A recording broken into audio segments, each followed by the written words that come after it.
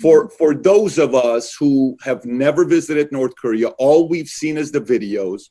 All we've seen is, we've read about it, we've seen articles about it, we've seen different things about it. What was it like for you growing up in North Korea?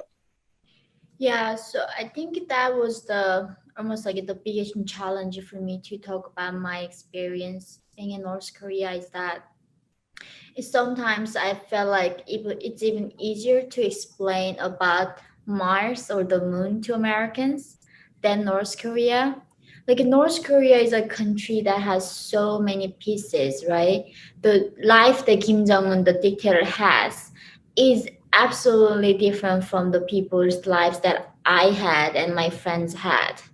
So I think today I am only going to talk about the people who are not in that privileged 1% class, but the majority of North Koreans, how they are actually surviving every day. I think it's just almost like unimaginable. Everyday life is a struggle. In North Korea, when I was growing up, there were even no words for depression, so or even stress. So as I growing up as a child, when I came to South Korea, they told me like stress is like very big, cause for something. Depression is the like big main cause for suicide, and I was like, what is that? And you don't know what stress is, like what you don't know what depression is.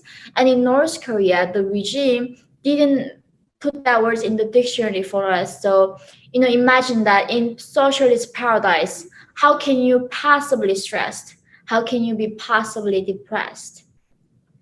But in our real life is a struggle, but we just don't know how to put those like concept into words. I think when I was a child, very first thing that my mom told me was not to even whisper because the birds and mice could hear me. And as a young girl, the first thing I learned is that the most dangerous thing in my body that I got is my tongue. What if I slip some wrong word? That is not gonna only kill me, that is not gonna only kill my family, it is going to kill three generations of my family. If somebody say one wrong thing, political statement, it's not gonna just kill that person. It kills entire three generations of that family. And that is like so in that sense, I never knew what freedom of speech was. I somehow thought that's how a normal world was because there was no internet. Obviously, I never heard the word internet in North Korea. There is only one channel on TV, 24 hours, that is telling us how wonderful the socialist paradise is and how bad our American bastards enemies are. And I remember when I came to America going to Walmarts and going to see this like section of magazines, right? They have living like magazine, fashion magazine, cook magazine. I never seen any kind of magazine in North Korea. Like I never seen a cookbook. There's like I never heard of what modeling was. Like there's no fashion magazine.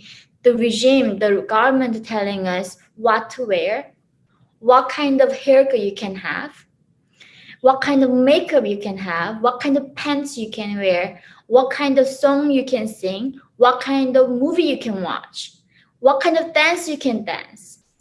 Every little thing is determined by the regime, even before I was born. And even where I live, who I can marry, what can I do in life is determined by my political class in the country.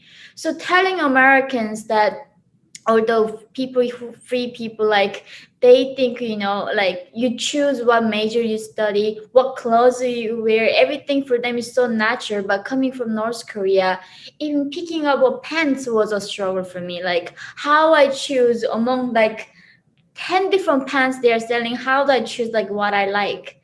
Because in North Korea nobody asked me like what do I think. That's wild when you think about it, by the way, to have that kind of an experience. And did you experience any? I know you said the most powerful weapon you have is your tongue, because if you say something, it could hurt 3 generations, not just yourself, your parents, your grandparents, et cetera, et cetera. But you know, there has to be an element of somebody being rebellious. And if there was somebody that was rebellious, if you do remember, what typically happened to somebody that was rebellious against a regime like that? So, like in school, right? At school, I did go to school. I didn't learn about the revolution or democracy or none of that.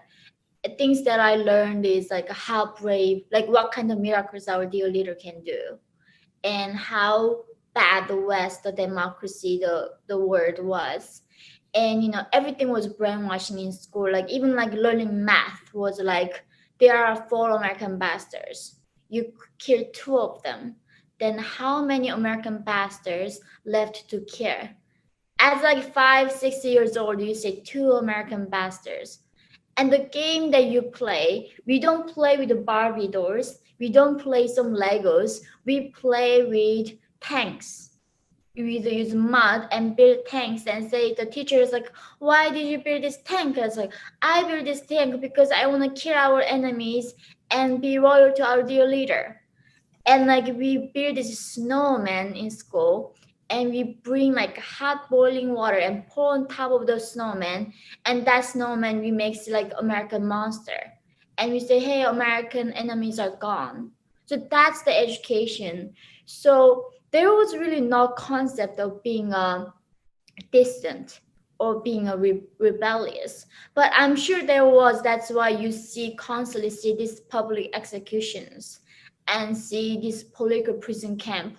People in our neighborhoods disappear all the time, and we always have to go to see public trial and public execution. In North Korea, there's no such a thing called like concept of minor.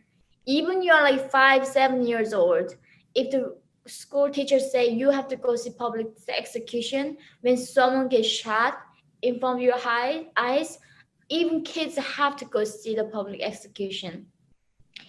And so in that situation, I think in some other ways we were rebellious, like watching foreign DVDs, and that kills us.